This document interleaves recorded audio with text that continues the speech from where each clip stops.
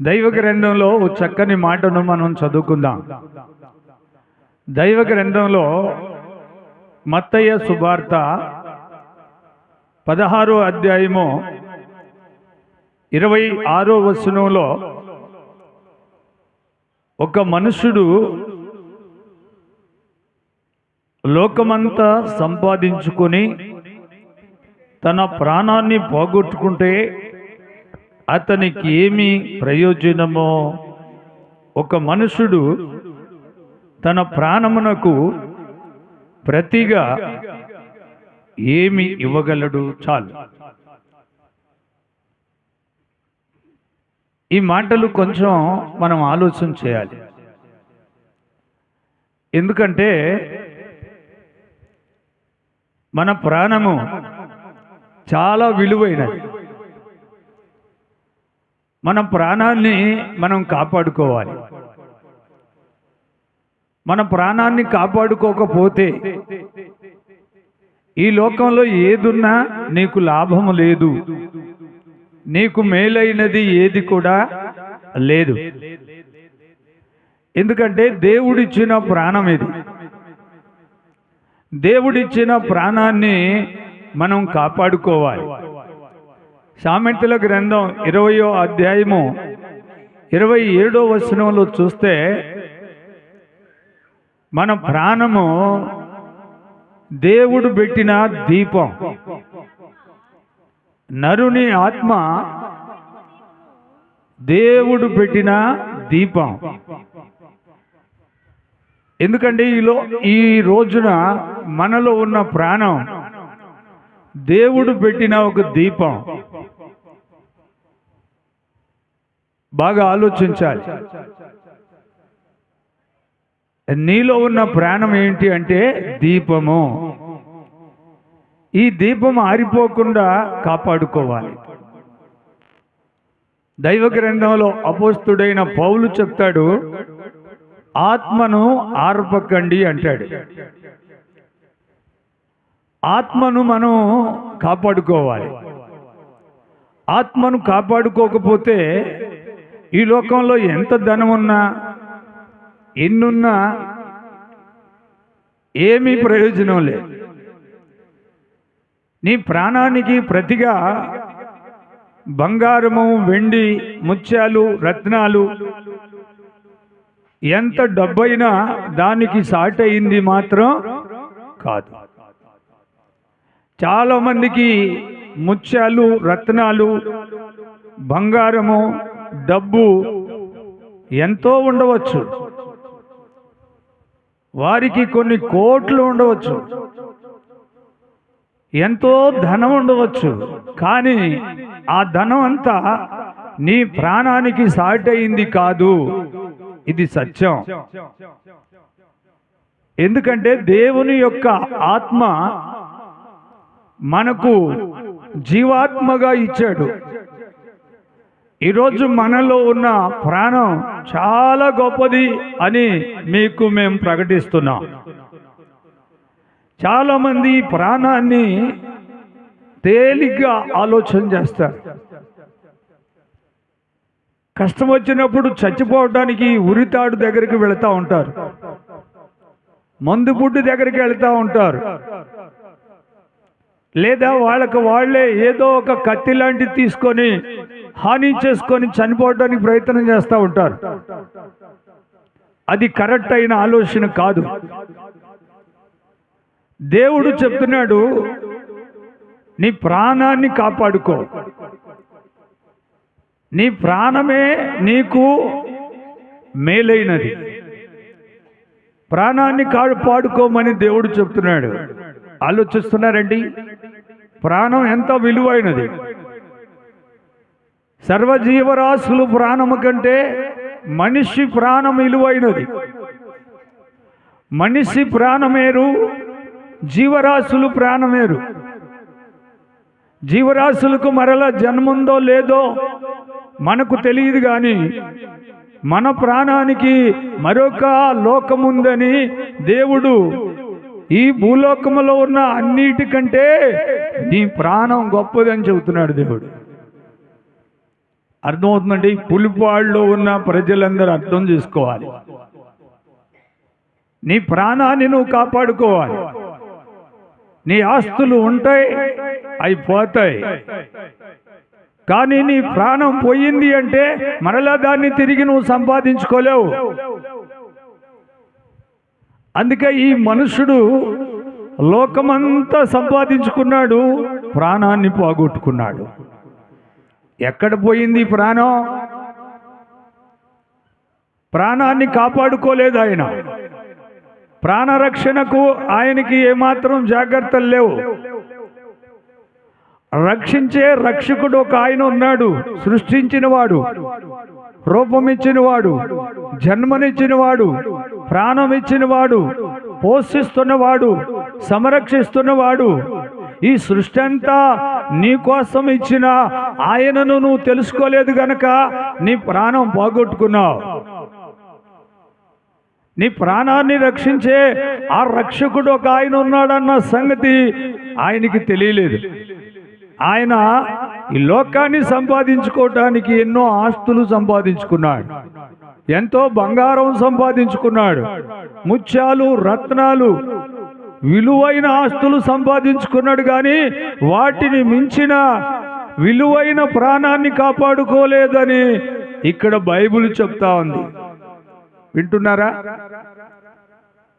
ఈ లోకంలో ఏదైతే గొప్పగా ఉందో దానిని మించినది నీ ప్రాణం, దానికంటే విలువైనది నీ ప్రాణం. నీ ప్రాణం దేవుడు పెట్టిన దీపం.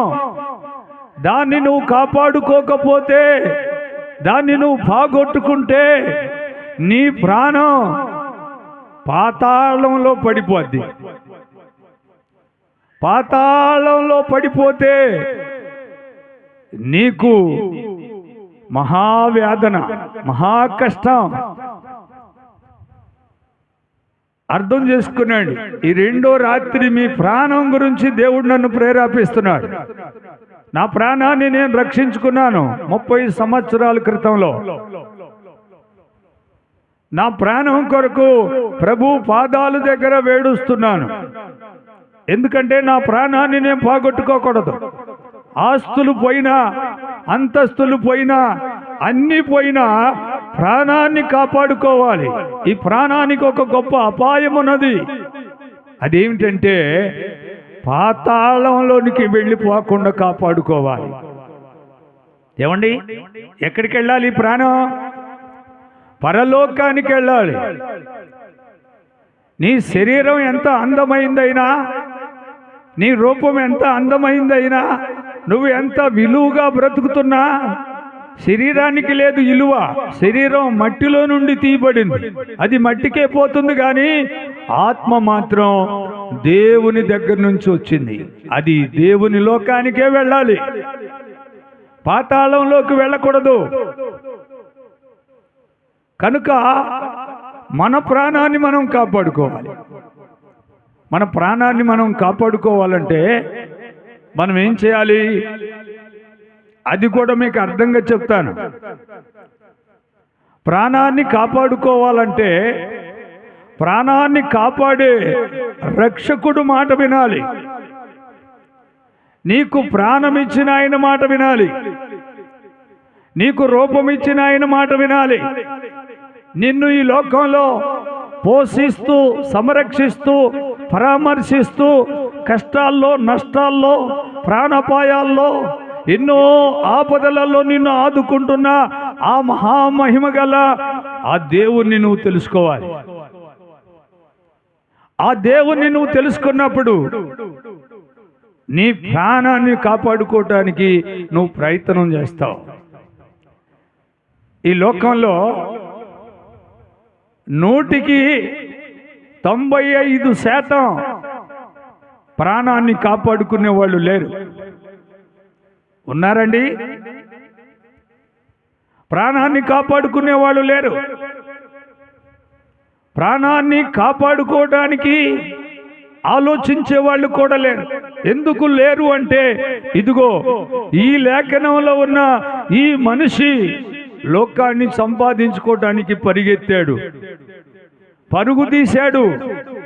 ఏ విధంగా అయితేనేమి లోకములో ఉన్నవన్నీ సంపాదించుకొని నేను గొప్పవాడిని అవ్వాలి, అదంతా సంపాదించుకుంటే చాలు, అదే నాకు శాశ్వతము, అదే నా సొంతము అని అతడు ఈ లోకాన్ని సంపాదించుకోవటానికి ఎన్నో రకాలైన ప్లాన్లు,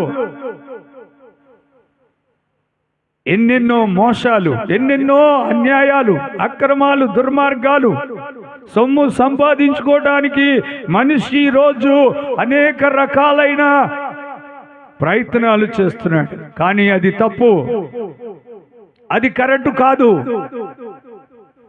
నీవు దేవుని మాటింటే నీకు రావాల్సిన ఐశ్వర్యం ఆయన పంపిస్తాడు, నీకు రావాల్సిన మేలు ఆయన పంపిస్తాడు. నిన్ను పరామర్శించి పోషించి నీకు ఒంటి నిండా బట్టలు, కడుపు నిండా అన్నం, ఉండటానికి మంచి ఒక ఇల్లును దేవుడు ఇవ్వగలడు. ఇంత సృష్టినిచ్చిన ఆయన నిన్ను పోషించలేడా? ఏమండి, ఆకాశ పక్షులను పోషిస్తున్నాడు, సర్వజీవరాశులకు ఆహారం పెడుతున్నాడు. మనిషి దేవుని మాట వింటలేదు, దేవుని మార్గాన్ని తెలుసుకోలేకపోతున్నాడు, దేవుని మహిమను చూడలేకపోతున్నాడు. కనిపించే వాటిని సంపాదించుకోవడానికి పరిగెత్తుతున్నాడు, కానీ అసలైన ఆదాయము, అసలైన సంపాదన తన ఆత్మ జీవితానికి దేవుని లోకమున్నది, నా ప్రాణాన్ని కాపాడుకొని నేను ఆ లోకంలో యుగయుగాలు ఆత్మ జన్మలో నేను కోట్లాది దూతలతో కలిసి దేవుని లోకంలో ఉంటానన్న సంగతి ఎవ్వరికీ అర్థం కావట్లేదు. ఇదే లోకం అనుకుంటున్నారు, ఇక్కడే నేను గొప్పగా బ్రతకాలనుకుంటున్నారు. కానీ అది కరెక్ట్ కాదు అంటున్నాడు దేవుడు. దేవుని యొక్క గ్రంథంలో మన ప్రాణాన్ని మనం కాపాడుకోవాలి.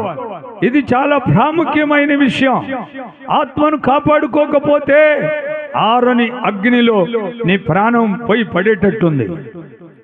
ఆరని అగ్ని, ఆ అగ్ని మండి, ఆ అగ్ని ఆరిపోదు.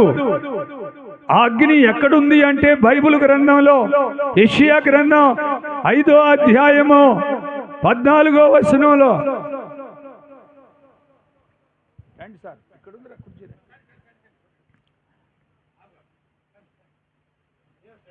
బాగా ఆలోచించండి. ఈ గ్రామ ప్రజల మీద దేవునికి ఎంతో ప్రేమ. ఈ గ్రామ ప్రజలను దేవుడు కాపాడడానికి, ఆత్మలను కాపాడడానికి, నీ ప్రాణాన్ని కాపాడడానికి దగ్గర దగ్గర 12 సంవత్సరాల నుండి దేవుడు మమ్మల్ని పని చేయిస్తున్నాడు. గ్రామ ప్రజలు ప్రాణాలను కాపాడటానికి ఈ రాత్రి నీతో సూటిగా మాట్లాడుతున్నాడు. నీ ఆత్మను కాపాడుకో. నీ ఆత్మను కాపాడుకోకపోతే ఆరని అగ్ని పాతాళం ఎదురు చూస్తా ఉంది. ఆ పాతాళంలో పడిపోకుండా ఉండాలంటే నీ ఆత్మ గురించి ఆలోచన చేయాలి. ఆత్మ విలువైనది. ఆస్తులు, అంతస్తులు, విలువైన హోదాలు, అధికారాలు, ఎండి బంగారాలు, ముత్యాలు, రత్నాలు, వీటన్నిటికంటే నీ ఆత్మ విలువైనది. దాన్ని నువ్వు కాపాడుకోకపోతే అది ఘోరమైన అగాధంలో పడిపోతుందని యెషయా గ్రంథం 5వ అధ్యాయము 14వ వచనంలో దేవుడు మనతో తెలియపరుస్తున్నాడు. అందుచేతనే పాతాళము గొప్ప ఆశ పెట్టుకొని అపరిమితంగా తన నోరు తెరిచిందని రాశాడు దేవుడు. పాతాళం అండి, పాతాళం దేనికి సాదృశ్యము అంటే మనుషుల యొక్క ఆత్మలను పాతాళంలోనికి నడిపిస్తున్న దుష్టుని యొక్క రాజ్యం. అది దేవుని రాజ్యం కాదు. వింటున్నారా? దుష్టుని యొక్క రాజ్యం. ఆ దుష్టుని యొక్క రాజ్యంలో మన ప్రాణాలు పడిపోకూడదు. అక్కడ ఘోర ప్రమాదం ఉంది, వేదన, అగ్ని మండుతుంది. అక్కడ నీ ప్రాణం అల్లాడిపోతుందని దైవ గ్రంథం లోకాసువార్త 16వ అధ్యాయము 23వ వచనంలో మరొక ధనవంతుడు, గొప్ప ధనవంతుడు, అన్నీ ఉన్నవాడు, ఆయనకేమీ కొదువు లేదు, ఆయన బహురోజు సుఖపడుతున్నవాడు, మంచి వస్త్రములు ధరించి బహుగా సుఖపడుతూ మంచి భోజనాలు తింటూ, ఇదే లోకము నాకు శాశ్వతము, నాకున్న ధనమే నన్ను కాపాడుతుంది, ఇంతకు మించి ఇక నాకేమీ లేదు అని తన అనుకుంటున్న సమయంలో తను చనిపోయాడు. చనిపోయిన వెంటనే తన ప్రాణం పాతాళంలో పడిపోయింది. ఏమండి, వింటున్నారా? నీ ప్రాణం చాలా విలువైనది, దానికి కొన్ని భద్రతలున్నాయి, దానికి కొన్ని జాగ్రత్తలున్నాయి, దాన్ని కాపాడుకునే విధానాలున్నాయి. లోపలున్న ప్రాణం చాలా విలువైనది, దాన్ని విచ్చలవిడిగా నీవు పాడు చేసుకోకూడదు, ప్రాణాన్ని కాపాడుకోవాలి. నీ దేహం కంటే ప్రాణం గొప్పది. 2 చేతులెత్తి దేవుడికి స్తోత్రం చెప్పండి. అందుకనే దేవుడు ఏ ఒక్క ఆత్మ నశించి నరకంలోకి పోకూడదని సర్వమానవాళ్ల ప్రాణాలు కాపాడటానికి దేవుని లోకములో నుండి భూలోకానికి దేవుడు కుమారుడుగా వచ్చి ఆయన సర్వమానవాళ్ళు ప్రాణాలను రక్షించడానికి ఆయనే ఈ లోకంలో కనిపించిన క్రీస్తు. బాగా ఆలోచన చేసుకున్నాడు. ఎందుకంటే ఇప్పుడు మామూలుగా ఉన్నాం, మనం బ్రతికున్నాం, మన ప్రాణం మనలో ఉంది, అది బయటికి పోలేదు. ఒకవేళ అది బయటికి పోయినప్పుడు పాతాళం ఎలాంటిదో నువ్వు చూస్తావు. ఈ రాత్రి నేను చెప్పిన దైవ మాటలు అక్కడ జ్ఞాపకం రావచ్చు నీకు. ఎందుకంటే ఈ లోక సువార్తలో ఉన్న ఈ ధనవంతుడు పాతాళంలో పడి కేకలు వేస్తున్నాడు, అల్లాడిపోతున్నాడు, వేదన పడుతున్నాడు, పళ్ళు కొరుకుతున్నాడు. ఆత్మకు పళ్ళున్నాయి, ఆత్మకు వేడుపుంది, ఆత్మ కాలిపోవటం, ఆత్మ అల్లాడిపోవటం, ఇదంతా పాతాళంలో పడిన ఆ యొక్క మనిషి అల్లాడిపోతున్నాడు. అతను అంటున్నాడు, పాతాళంలో నుండి పరలోకంలో ఉన్న అబ్రహామును చూసి, తండ్రి అయిన అబ్రహామా, నేను ఈ పాతాళంలో వేదన పడుతున్నాను, కాలిపోతున్నాను, నా నాలుకను చల్లార్చడానికి ఒక్క బొట్టు నీళ్లు కూడా లేవు అని వేడుస్తున్నాడు. బాగా ఆలోచించండి. ఈ గ్రామ ప్రజలను కాపాడాలి దేవుడు, నీ ఆత్మను కాపాడాలి, నీ కుమారుడు ఆత్మను కాపాడాలి, నీ కుమార్తె ఆత్మ కాపాడబడాలి, మీ భర్తను కాపాడాలి, మీ భార్యను కాపాడాలి, నీ కుటుంబం పరలోక రాజ్యానికి వెళ్ళాలి. పాతాళంలోకి వెళ్ళకూడదండి, పాతాళంలోకి వెళ్ళకూడదు. దయచేసి వినండి. ప్రభు ప్రేరేపణతో నేను చెప్తున్నాను, పరిశుద్ధ ఆత్మ ద్వారా మీకు ఈ మాటలు తెలియపరుస్తూ ఉన్నాను. ఈ రాత్రి నువ్వు అర్థం చేసుకోవాలి, నీ ప్రాణం విలువైనదని. నీ ప్రాణం మరొక జన్మలో యుగ యుగాలు దేవుని లోకంలో ఉంటుందని నువ్వు తెలుసుకోవాలి. ఈ సత్యాన్ని తెలుసుకోకుండా, ఒకవేళ దేవుని మాట వినకుండా, దేవుని మార్గంలో నడవకుండా ఒకవేళ నువ్వు చనిపోతే నీ ఆత్మ ఆరని అగ్నిలో పడుతుందని ఈ ధనవంతుడే మనకు సాక్ష్యం. ఈ ధనవంతుడే మనకు సాక్ష్యం. ఒక ఆయన లోకమును సంపాదించుకున్నాడు, ప్రాణాన్ని పోగొట్టుకున్నాడు. ఈయనేమో గొప్ప ధనవంతుడుగా ఉన్నాడు, ఆయన ఆత్మను కాపాడుకోకుండా చనిపోయాడు, పాతాళంలో పడి వేడుస్తున్నాడు.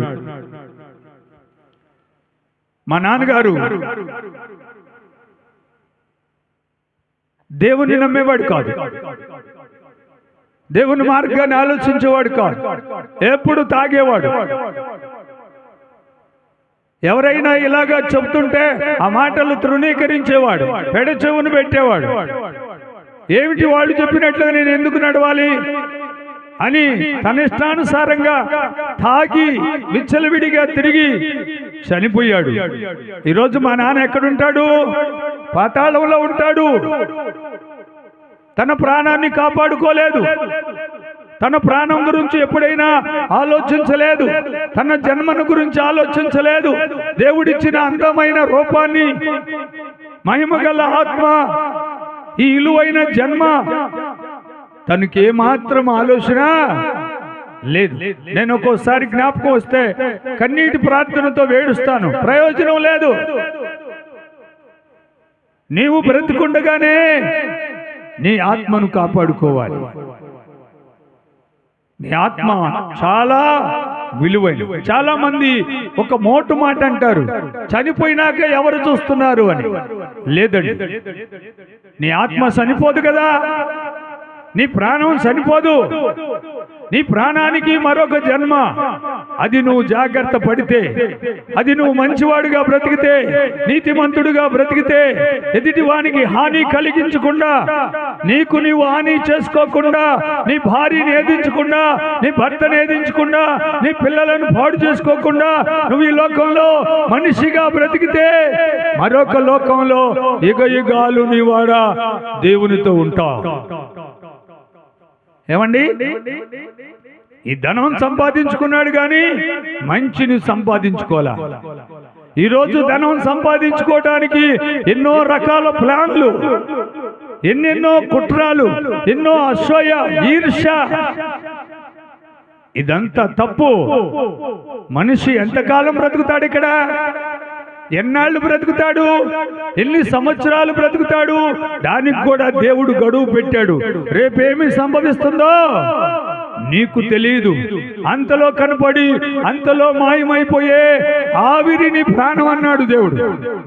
ఎందుకండి ఈ జీవితానికి అన్యాయం ఎందుకు చేయాలి? మోసం ఎందుకు చేయాలి?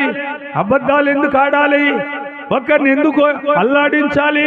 ఒకరి ప్రాణాలు ఎందుకు తీయాలి? ఇవన్నీ మానవాడు చేయాల్సిన పనులు మాత్రం కాదు. దానికి రుజువు, దానిని మనం తెలుసుకోవడానికి క్రీస్తే మనకు సాక్ష్యం. క్రీస్తే ఈ లోక ప్రజలకు మాదిరి. సర్వమానవాళ్లకు క్రీస్తు మాదిరిగా కనిపించాడు. 33.5 సంవత్సరాలు ఆయనలో రవ్వంత పొరపాటు లేదు, రవ్వంత మోసం లేదు, రవ్వంత అన్యాయం లేదు. ఎవరిని ఏమీ అనలేదు. ఆయన నోటితో ఎవరిని దూషించలేదు కూడా. ఆయనే సర్వమానవాళకి మాదిరి. కనుక మనం జాగ్రత్త పడాలి. మన ప్రాణాన్ని కాపాడుకోవాలి. మనలో ఉన్న ఆత్మ విలువైనది. లోపలున్న ఈ ప్రాణానికి హాని కలిగినట్లుగా నువ్వు అబద్ధం ఆడొద్దు, మోసం చేయొద్దు, అన్యాయం చేయొద్దు. నీ ఇష్టానుసారంగా నీ లోపల ఆత్మను బాధ పెట్టొద్దు. ఈ ఆత్మ విలువైనది. దీన్ని ఎవరైనా ఇవ్వగలిగి ఉన్నారా? ఆకాశము కింద, భూమి మీద, భూమి కింద ఎవరైనా మనకు ఆత్మ ఇవ్వగలిగిన వారు ఉన్నారా? ఏమండి, ఒక రోగి చనిపోయిన తర్వాత హాస్పిటల్కి తీసుకెళ్తే ఆ డాక్టర్ గారు చనిపోయినా ఇంకా ప్రాణం ఉందని మందులు ఆడతాడు. చనిపోయిన మనిషిని బ్రతికించగలిగిన వారు ఎవరన్నా ఉన్నారా? లేరు, ఎక్కడా లేరు. ఒక సృష్టికర్త అయినా ఈ సృష్టిని చేయగలిగిన ఆ సర్వేశ్వరుడు, ఆ మహిమ రాజ్యాన్ని, ఆ కోట్లాది దేవదూతల దగ్గర ఉండవలసిన ఆ సృష్టికర్త సర్వమానవాళ్లను కాపాడటానికి ఆయన ఒక శిశువుగా ఈ లోకానికి వచ్చాడు. కుమారుడుగా ఈ లోకంలో కనిపించాడు. సర్వమానవాళ్ల మీద ఉన్న మరణపు ముళ్ళును విరిశాడు. ఆయన అంటాడు యోహాను సువార్త 5వ అధ్యాయము 24వ వచనంలో, ఒకడు నా మాటను విని ఎడల, నా మాట విని నన్ను పంపిన వాని యందు విశ్వాసముంచువాడు నిత్య జీవము గలవాడు. వాడు తీర్పులోనికి రాక మరణములో నుండి జీవములోనికి నేను దాటిస్తాను. చప్పట్లు కొట్టండి, దేవునికి మహిమ కలుగునుగాక. క్రీస్తు మాత్రమే మరణమును జయించగలవాడు. ప్రభు మరణపు ముళ్ళును విరిశాడు, మరణాన్ని జయించాడు. ఆయన అంటున్నాడు సర్వమానవాళతో, నా మాట వింటే నీ ఆత్మను నేను కాపాడుతాను, నా మాట వింటే పాతాళం తప్పిస్తాను, మరణం తప్పిస్తాను. మరణపు ముళ్ళును విరిసినవాడు యేసయ్య. పాపము లేనివాడు, పరిశుద్ధుడు, నీతిమంతుడు, సర్వలోకమును ప్రేమిస్తున్నవాడు, సర్వలోక ప్రజల కోసము ప్రాణం పెట్టినవాడు, ప్రాణం మీద పోరాడినవాడు, పాపమును శాపమును ఆయన ఈపు వెనక తట్టు పారివేసినవాడు. ఆయన మాట వింటే నీకు మరణం లేదు, పాతాళం ఉండదు. ఇంకా ప్రజలు తెలుసుకోవాలి, నీ విలువైన ప్రాణాన్ని కాపాడగలిగింది ఒక్క ఆయనే. ఆయనే సృష్టికర్త అయిన రక్షకుడు. ఆయనకి స్తోత్రం కలుగునుగాక. వింటున్నారండి?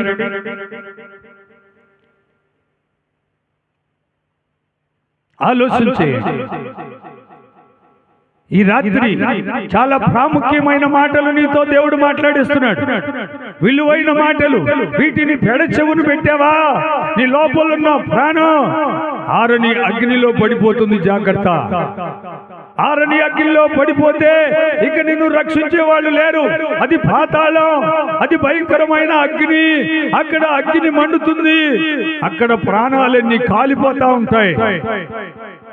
ఈరోజు బైబిల్ గ్రంథం ప్రకారం ఆలోచన చేస్తే పాతాళం కితకితలాడిపోతూ ఉంది.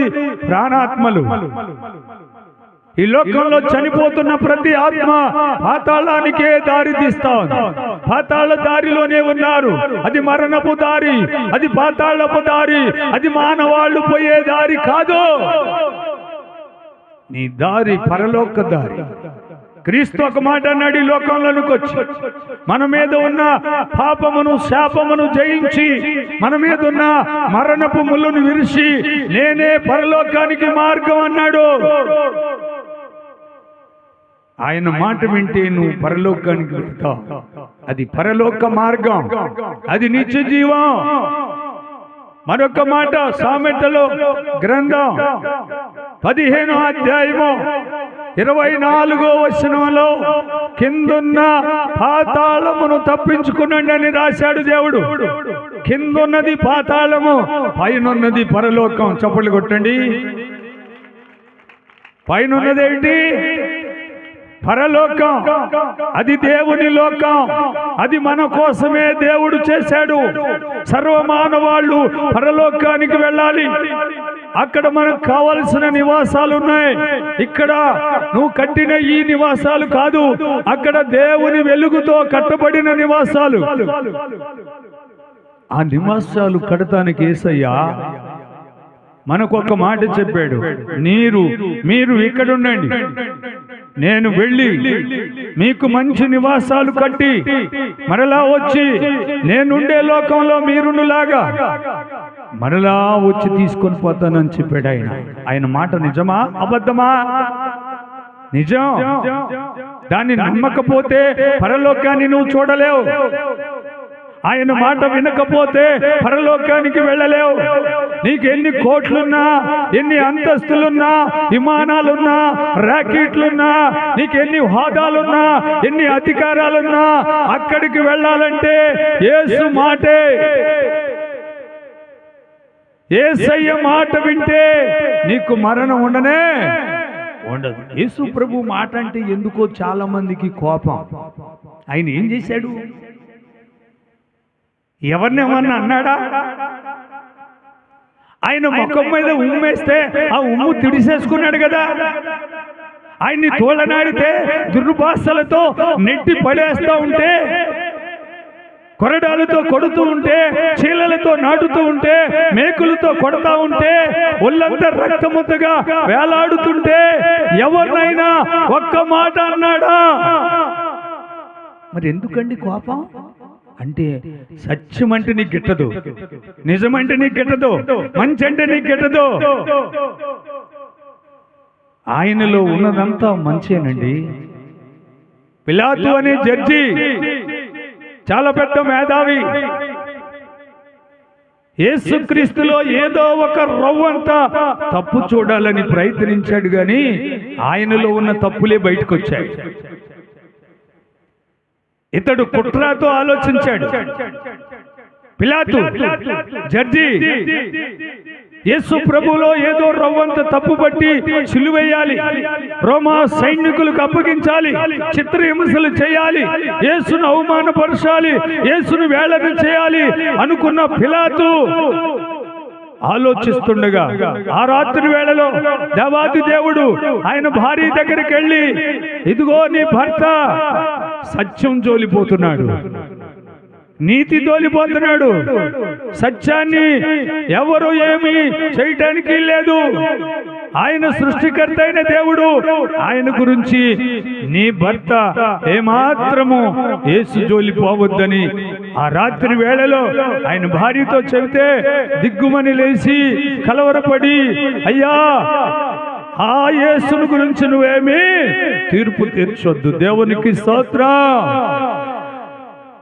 ఎందుకండి కోపం?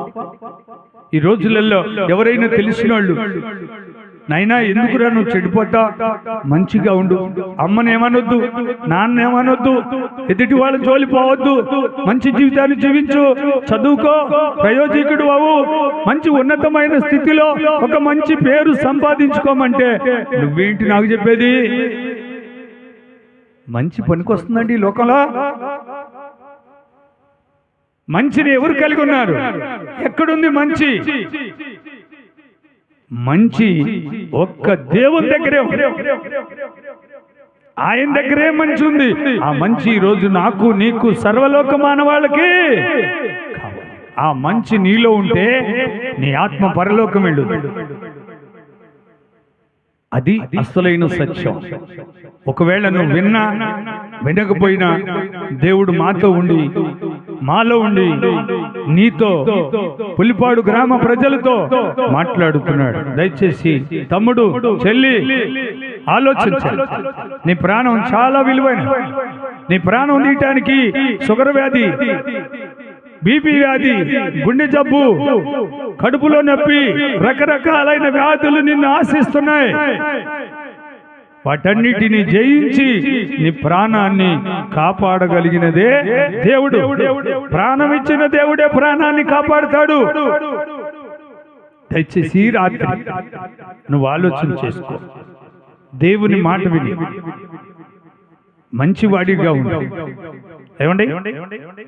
మంచి ఏం కావాలి చెప్పండి? బైబిల్ గ్రంథంలో మొదటి పేతురు రాసిన పత్రిక 3వ అధ్యాయము ఒక సత్యాన్ని చెబుతున్నాడు ఆయన.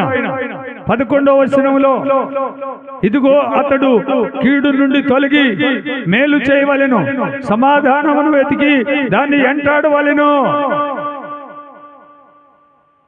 ప్రభు కన్నులు నీతిమంతుల మీదను, ఆయన చెవులు వారి ప్రార్థనల వైపు ఉన్నవి, కానీ కీడు చేసే వారికి దేవుడు విరోధిగా ఉన్నాడు. మంచి విషయాల్లో నీవు ఆసక్తి కలిగి ఉంటే నీకు హాని చేయవాడు ఎవడూ లేడు. దేవునికి స్తోత్రం. హాని ఎవరు చేస్తారు? ఈరోజు నీకై నువ్వే హాని చేసుకుంటున్నావు. నువ్వు తాగే సారాయి నీ లోపలున్న ప్రాణాన్ని పాడు చేస్తుంది. నువ్వు తినరానివి తిని, తాగరానివి తాగి, నువ్వు మనిషిగా బ్రతకవలసిన ఒక మంచి బ్రతుకు నీ చేతలారా పాడు చేసుకుంటున్నావు. యేసు ప్రభు ఎక్కడైనా పాడు చేసుకున్నాడా? యేసు ప్రభు మరియమ్మ కుమారుడుగా వచ్చాడే గాని ఆయన దేవుడు. మరియమ్మ కుమారుడుగా ఇక్కడ కనిపించాడు గాని ఆయన సృష్టికర్త. చనిపోయిన లాజరు దగ్గరికి వెళ్ళి, లాజరు సమాధిలో నుంచి రా అంటే బతికొచ్చాడు. ఎదవరాళ్ళు కుమారుడు చనిపోయి పాడి కట్టుకొని ఊర్లో నుండి ఊరు ఎలపకు తీసుకొని పోతా ఉంటే పాడిని పట్టుకొని లే కుమారుడు అంటే లేచాడు. రక్తసేవ రోగము కలిగిన స్త్రీని బాగు చేశాడు. కుష్ఠి రోగిని బాగు చేశాడు. పక్షవాతం కలిగిన వారిని బాగు చేశాడు. యేసుక్రీస్తు చేసిన ఈ మంచి అద్భుతాలు ఎందుకు నువ్వు వాటిని ఆలోచించవు? చెప్పండి, ఆయన చేసింది ఏదన్నా తప్పుందా? తప్పుంటే మీరు ఆయన మాట వినొద్దు. ఆయనలో ఏ పొరపాటు లేదు, ఆయనలో ఎక్కడా తప్పు లేదు. ఎవరు రవ్వంత పొరపాటు చూపించలేకపోయారు. ఆయనలో ఉన్న నిజం పాపమును జయించింది, శాపమును జయించింది, మరణమును జయించింది, సర్వలోక మానవాళ్ళను కాపాడింది. ఈరోజు నీ ఇంట్లో నువ్వు మంచోడివైతే నీ కుటుంబం బాగుపడుద్ది. నువ్వు మంచోడివైతే నీ ఇల్లు ఆశీర్వదించబడుద్ది.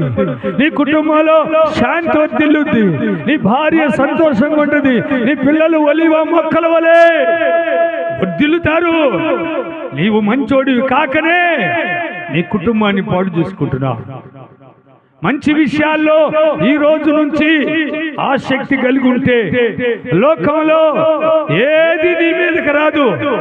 ఇది బైబిల్ గ్రంథంలో దేవుడు సర్వలోక మానవాళ్లకు చెబుతున్న ఒక గొప్ప వాగ్దానం. దీన్ని రాత్రి ఆలోచించండి. నేను మీ కొరకు ప్రార్థించబోతున్నాను. దయచేసి ఈ మాటలు మరలా నీకు చెప్పేవాళ్ళు లేరు. ఈ రాత్రి నువ్వు ఎక్కడున్నా, ఈ పులిపాడు గ్రామంలో, ఈ ప్రాంత ప్రజలందరిలో ఎక్కడున్నా ఈ మాటలు వింటున్నా నీవు ఈ రాత్రి పశ్చాత్తాపడు. ప్రభువుని అడుగు. నా ఆత్మకు హానికరమైనవి ఎన్నో నేను చేశాను, ఇంకా చేయను. ఇక్కడి నుండి నేను జాగ్రత్తగా ఉంటాను. నేను బుద్ధిమంతుడుగా బ్రతుకుతాను, నీతిమంతుడుగా బ్రతుకుతాను, మనిషిలా బ్రతుకుతాను, క్రీస్తులా బ్రతుకుతాను అని నీ జీవితానికి ఒక ఛాలెంజ్గా తీసుకోగలిగితే నీకు దేవుని రాజ్యం దేవుడు ప్రసాదిస్తాడు. తలలు వంచండి, కళ్ళు మూసుకున్నాడు.